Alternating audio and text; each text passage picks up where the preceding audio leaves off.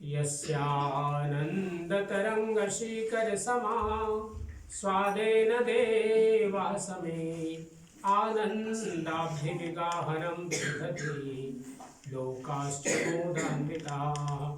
सत्ये सहसै सद्गुरुर्विजयते कारुण्यलीलाधरो हंसानां निजलोकदः सुखकरो बोधेन्दुरत्नाकरः। यो ब्रह्माणं विदधाति पूर्वं यो वै वेदांश्च प्रणोति तस्मै तमः देवमात्मबुद्धिप्रकाशं मुमुक्षुर्वै शरणमहं प्रपद्ये। मुमुक्षुर्वै शरणमहं प्रपद्ये। प्रेम से बोलिए सदगुरु कबीर साहेब की जय। आप सब लोग काफी संख्या में है, थोड़ा सा ध्वनि ऊपर आवाज जरा सा ऊंचा करेंगे। प्रेम से बोलिए सदगुरु कबीर साहेब की जय। सदगुरु कबीर साहेब की जय। सब संत भक्त समाज की जय। आज के आनंद की जय। सब लोग मिलकर साहेब साहेब साहेब।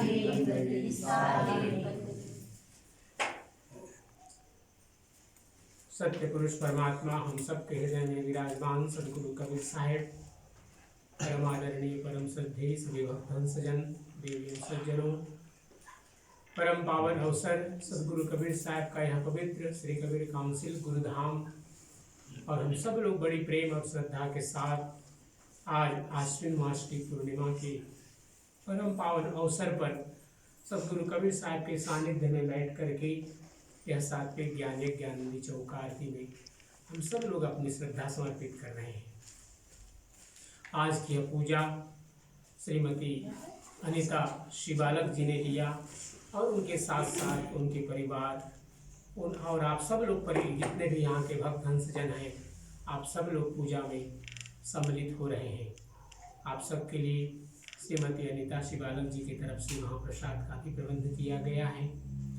और आज यह पूजा जैसा कि हम सब लोग जानते हैं, आश्विन मास की पूर्णिमा जिसे हम शरद पूर्णिमा भी कहते हैं, भारत में इस रात्रि में अर्थात शरद रात्रि शरद पूर्णिमा की इस रात्रि में हम सब लोग वहाँ पर रात्रि के समय परमात्मा का ध्यान करते हैं और उनका स्मरण सुमरण कीर्तन भजन पूजन जो कुछ भी कर सकते हैं, क्योंकि ये शरद पूर्णिमा हमारे मन से जुड़ा हुआ है। चंद्रमा मनसो जातश्चक्षुः सूर्यो अजायत श्रोत्राद वायुश्च प्राणश्च मुखाद अग्निरजायत। चंद्रमा हमारे मन को प्रभावित करता है, और ये शरद पूर्णिमा तो वैसे तो हर पूर्णिमा ही चंद्रमा से ही जुड़े हुए हैं सभी, लेकिन शरद पूर्णिमा का विशेष महत्व इसलिए है कि यह एक प्रकार से भारत में वर्षा ऋतु का समापन और शरद ऋतु अर्थात ठंडा मौसम का सर्दी का शुभारंभ का एक संधि है, मिलन है। और चूंकि जब वर्षा ऋतु होती है तो आकाश में बादल भरे होते हैं, लेकिन जब उसकी समाप्ति हो जाती है तो चंद्रमा हमें खुल करके दर्शन मिलता है, अर्थात बिना किसी बाधा के बिना बादल आदि के शुभ्र उसका प्रकाश मिलता है। और शरद पूर्णिमा एक प्रकार से कीर्ति का भी द्योतक है, जिसकी कीर्ति में किसी प्रकार का दाग नहीं है, उसके लिए भी हम लोग कहते हैं देखो शरद पूर्णिमा जैसी इसकी कीर्ति है, यश है इसका, जिसमें इसका यश का गान इसके गुणों का बखान सब लोग कर रहे हैं। इस आश्विन मास की हम लोग देखते हैं कितने प्रकार के कार्य इसमें होते हैं। 15 दिन हम सब लोग जो पितृपक्ष होता है पूर्वजों का स्मरण करते हैं, ध्यान करते हैं, उन सब के लिए तर्पण आदि जो भी एक सनातन परंपरा का नियम है उसके अनुसार से ध्यान करते हैं, कोई यज्ञ करते हैं। और इसके बाद 9 दिन दुर्गा को अर्थात ये जो मातृशक्ति हमारे समाज में है उनका स्मरण किया जाता है, उनका नमन किया जाता है, उनका पूजन किया जाता है। विजयादशमी जिसमें न केवल महिषासुर को मारने के जो एक कथा मिलती है, और उसके साथ साथ भगवान राम के रावण के जो उन्होंने वध किया, रावण का उन्होंने एक प्रकार से कहना चाहिए उसको मुक्ति दिलाई, तो यह भी एक अवसर होता है। आश्विन मास का महीना कई प्रकार के पर्वों का, कई प्रकार की घटनाओं का, पौराणिक कथाओं का एक प्रकार से हम सब लोगों को बहुत प्रकार की इन कथाओं से प्रेरणाएं मिलती हैं। हम सब लोग जानते हैं कि हमारे प्राचीन ग्रंथ यद्यपि वेद हैं और वेद के द्वारा जो ज्ञान है उन सबको अगर देखा जाए तो ज्ञान का एक प्रकार से पल्लवन किया, उसका व्याख्या किया, उसका विशद रूप में जो समझाने के लिए ग्रंथ हमें मिलते हैं। हम नहीं जानते कि पौराणिक कथाओं में कितनी सत्यता है, कितनी असत्यता है, क्योंकि उस समय हम और आप कोई भी उस समय नहीं थे। लेकिन जिन ऋषियों ने इन ग्रंथों का प्रणयन किया, जिन्होंने लिखा उसको, क्योंकि हम लोग जानते हैं कि जितने भी पुराण हैं व्यास जी ने लिखा और भगवान गणेश जी ने उसका क्या कहते हैं, उन्होंने बोला और इन्होंने लिखा। तो ये प्रकार से अगर देखा जाए तो उन ज्ञान के बृहद ग्रंथों का ही पल्लवन है, व्याख्या है, विशद रूप से व्याख्या दी गई। क्योंकि पहले प्राचीन काल में ये जो जिन्हें हम 4 वेदों में विभक्त किए हैं, और वो विभक्त पहले नहीं थे। ये महर्षि व्यास जी, जिनको हम वेद व्यास भी कहते हैं, उनकी बड़ी कृपा हुई कि विषय के अनुसार से उन ऋचाओं को, उन मंत्रों को उन्होंने इन 4 महाखंडों में, बृहद ग्रंथों में उसको समाहित किया और उनके ही द्वारा इन कथाओं के माध्यम से व्याख्या की गई। लेकिन इन पौराण और वेदों के मध्य में उपनिषद आते हैं, जिन्हें हम वेदांत दर्शन कहते हैं। वेदांत दर्शन में जो हमें उपनिषद के रूप में ग्रंथ मिलते हैं वो भी ज्ञान के ग्रंथ हैं, लेकिन उसमें उपाख्यान है, कथाएं हैं उसमें। और कथाओं से जैसे आप नचिकेता का, श्वेत केतु का, बहुत प्रकार से कथाएं उसमें हम सब लोग देखते हैं। और उन उपनिषदों के माध्यम से बहुत से ऋचाएं उसमें कि आप वेदों में भी मिलेंगे, उपनिषदों में भी मिलेंगे। तो इन ग्रंथों के माध्यम से हमारा जो सनातन परंपरा के ज्ञान का एक प्रशस्त धारा है, उसमें हम सब लोगों को स्नान करने का अवसर मिलता है।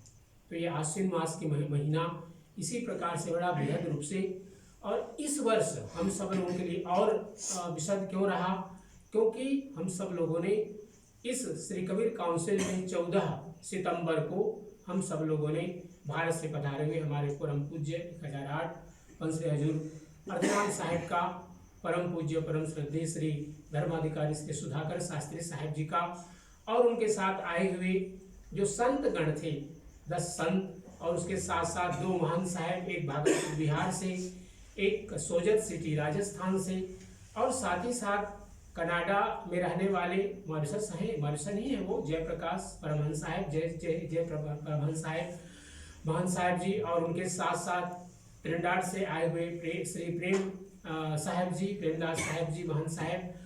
तो और साथ ही साथ एक महंत साहब की पत्नी भी आई थी, बहन गायत्री, त्रिंडाट से ही। और साथ ही साथ हमारे यहाँ मॉरिशस के लगभग प्रायः करके सभी महंत साहब लोग, और आप सभी भक्त सज्जन जितने भी लोग हो सकते थे, मैंने देखा बहुत लोग तो पहली बार कबीर काउंसिल में आए, उन सब का आप लोगों ने सेवा किया, सत्कार किया, भोजन महाप्रसाद से, दान दक्षिणा से। और यह हम सब लोगों के लिए परम सौभाग्य रहा इस गुरु गादी से, जिन लोगों ने भी उस स्वागत सत्कार में तन से, मन से, धन से, या किसी एक से भी या किसी 2 से भी जिन लोगों ने इसमें सहयोग किया, सदगुरु उनको बहुत बहुत शक्ति दे, सामर्थ्य दे, यश दे, कीर्ति दे, और उनको धन धान्य से परिपूर्ण करे, सदगुरु से प्रार्थना करते हैं। आश्विन मास की यह पूर्णिमा, यद्यपि हम सब लोगों के लिए हर पूर्णिमा के माध्यम की भांति ही ये पूर्णिमा है, और हम सब लोग, आप लोगों में से बहुत से लोगों ने व्रत किया होगा, और सूर्यास्त के बाद ये पूजा हम सब लोग सदगुरु कबीर साहब का जो ध्वजा है, प्रकाश मुक्तामणि नाम साहब और धनी धर्मदास साहब, उनके इस परंपरा को सदगुरु कबीर साहब ने सत्यनाम का ध्वजा दिया, और उसका पूजन करने के बाद ये सात्विक ज्ञान यज्ञ चौका आरती, आप सब लोग इसको बहुत श्रद्धा भक्ति से मना रहे हैं। हम सब लोग अपने जीवन में 3 महाशक्तियों का उपयोग करते हैं, वह है मन, वचन और कर्म। क्यों मन और वचन कर्म, ये हम सब लोगों को शक्ति मिली, क्योंकि ये शक्ति ऐसा नहीं है कि मनुष्य को मिली और अन्य जीव जंतुओं को नहीं मिला, उनको भी मिला। मन, बुद्धि और शरीर, मनसा, वाचा और कर्मणा, ये सभी को मिला। सदगुरु कबीर साहब ने कहा कि ये जो 3 महाशक्ति हम सब लोगों को मिला है, ये केवल शरीर जब तक है तब तक इसका हम उपयोग कर सकते हैं। हम चले या न चले, समय चलता है, समय रुकता नहीं, समय किसी के लिए नहीं रुकता। और समय का जिसने मूल्य समझा उसने अपने जीवन में अपने जीवन को सार्थक किया, अपने जीवन में बहुत उन्नति पाई। तो यह एक अवसर है, सदगुरु कबीर साहब ने कहा यह जो अनमोल अवसर मानव जीवन का है, इसको हमें सुमिरन में बिताना चाहिए। कल में जीवन अल्प है, करिए बेगी सम्हारी, तप साधन ना हो सके, केवल नाम आधार। प्रेम से बोलिए सदगुरु कबीर साहिब की जय। सदगुरु कबीर साहब कहते हैं कि कल में जीवन अल्प है, करिए बेगी सम्हार। क्यों कम है? यद्यपि अगर देखा जाए तो कम तो नहीं है, बहुत है, लेकिन लगभग 6 घंटे 5 घंटे हमारे रात्रि में शयन में चले जाते हैं। नौकरी में लगभग 8 घंटे, किसी किसी के 10 घंटे नौकरी में चले जाते हैं। इसके बाद जो समय बचता है उसमें हमारे नित्य निमित्त के जो कार्य हैं, भोजन पकाना, खाना पीना और भी छोटे मोटे कार्य, बाजार जाना, शॉपिंग करना, ये सारे कार्य करते हुए जो समय हमें मिलता है, तो उसमें हम थोड़ा समय निकाल करके सदगुरु का, परमात्मा का, जो भी जिस प्रकार से भी जो विधि आप लोग करते होंगे, कोई यज्ञ करता होगा, कोई देवी देवगणों का पूजन करते होंगे, कोई अपने सदगुरु का सुमरण नाम जप करते होंगे, संध्या पाठ करते होंगे, तो कुछ न कुछ हमें इस 24 घंटे के समय में से निकाल करके हमारा जो मन है, वचन है और हमारा शरीर है, मनसा वाचा और कर्मणा, क्योंकि कर्म करने के लिए ही हमें 5 ज्ञानेंद्रियां और 5 कर्मेंद्रियां मिली हुई हैं, और इसका सदुपयोग हम तभी कर सकते हैं जब इसके साथ मन और वचन भी जुड़ जाता है। सदगुरु कबीर साहब ने कहा कि यह जो तप साधन ना हो सके, बड़े कहते हैं कि प्राचीन काल में लोगों की आयु 500 साल की, 1000 साल की होती थी, लेकिन अब हम लोग लगभग 100 साल औसत रखते हैं। तो अगर देखा जाए तो 80 साल, 80-85 साल से बहुत कम लोग अधिक जी पाते हैं। तो यह जो जीवन का समय है, इसमें हमारा जो मन है और वचन है, इसका हम कैसे सदुपयोग करें। बहुत लोग सोचते हैं कि हमें पूजन करना है, जप करना है, तो स्नान आदि करने के बाद करें। बहुत ठीक बात है, स्नान करें, हम शुद्ध हो जाएं, अच्छी बात है। लेकिन हमारा शरीर अगर हम बाह्य रूप से कितना भी स्नान करें, अंतर रूप से अशुद्ध ही रहता है।